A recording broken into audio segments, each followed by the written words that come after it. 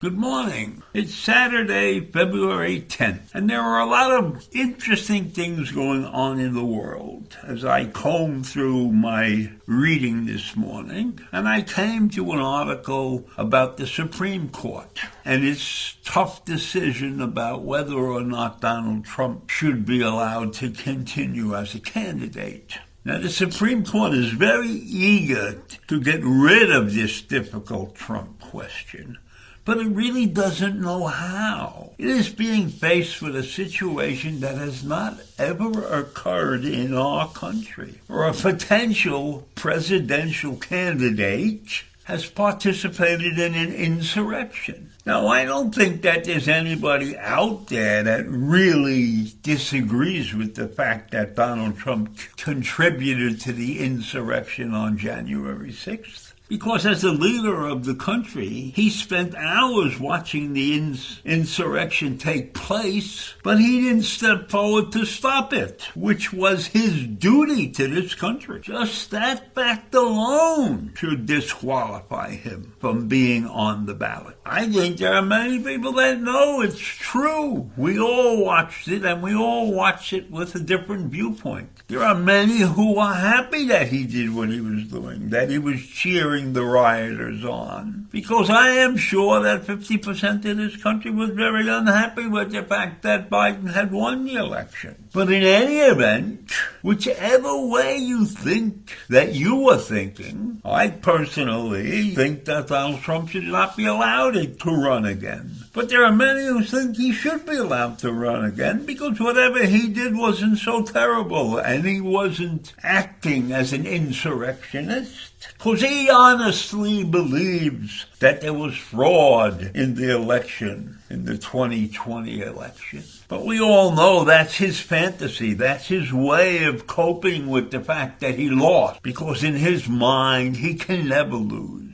But I don't want to get into his mind. I want to get into the mind of the Supreme Court and why they are having such difficulty coming up with the conclusion that they really want. And that conclusion is that Donald Trump should remain on the ballot. But they don't know how to present their case. There were two things that seemed perfectly clear to the Supreme Court after they heard the oral arguments from the case Trump versus Anderson. And that's the case that concerns Section 3 of the 14th Amendment. That's the amendment that would bar Donald Trump from running for the presidency. First, most of the justices want to rule in Trump's favor. And second, they are struggling to figure out how to do so. Because remember, this is a situation that has not ever happened before in the United States.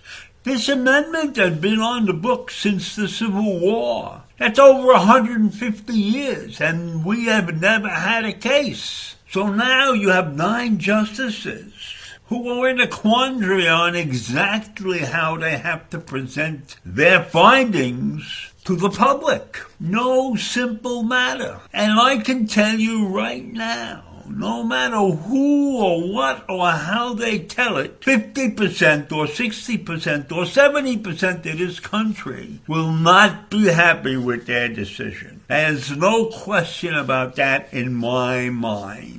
Just listen to the way these justices were thinking. Neil Gorsuch and Ketanji Brown Jackson said, maybe Section 3 doesn't apply to the presidency as an individual. Maybe he's not considered an officer. It doesn't stop oath-breaking former presidents from returning to office, right? I'm sure we've had plenty of those.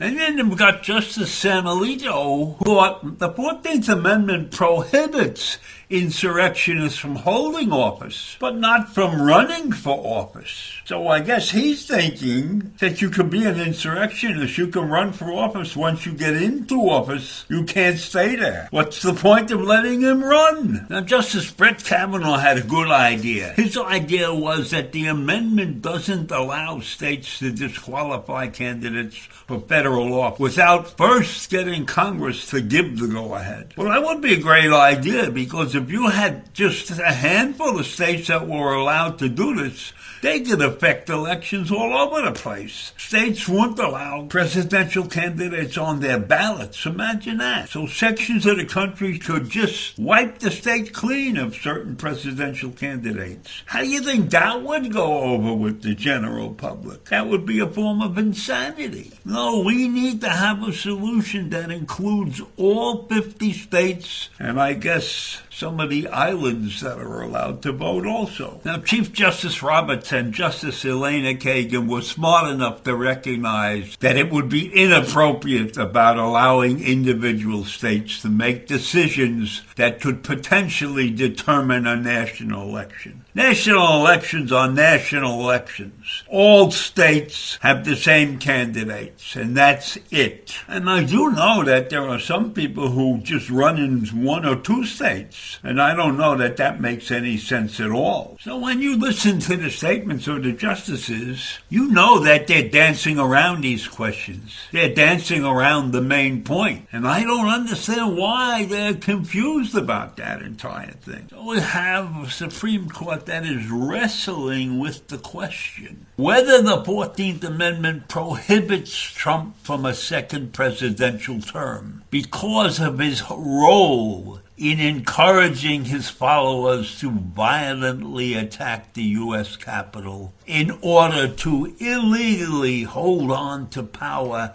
after losing an election. That's what they're wrestling with. And apparently this is what makes this situation apparently very difficult.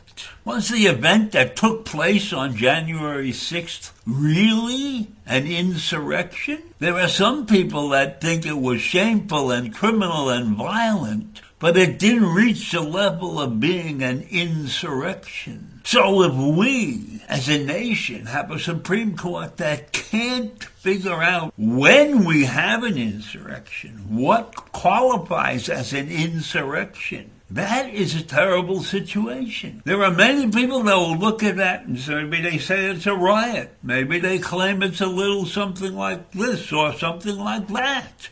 But when we saw people breaking windows and jumping through the doors into the Capitol, that is clearly an insurrection, and people died there. So I think it's very difficult to determine that the Supreme Court can't come to a conclusion on whether or not this is an insurrection. It definitely was an insurrection. And so I leave you with that. A confused Supreme Court and the definition of an insurrection. Have a great day. Bye.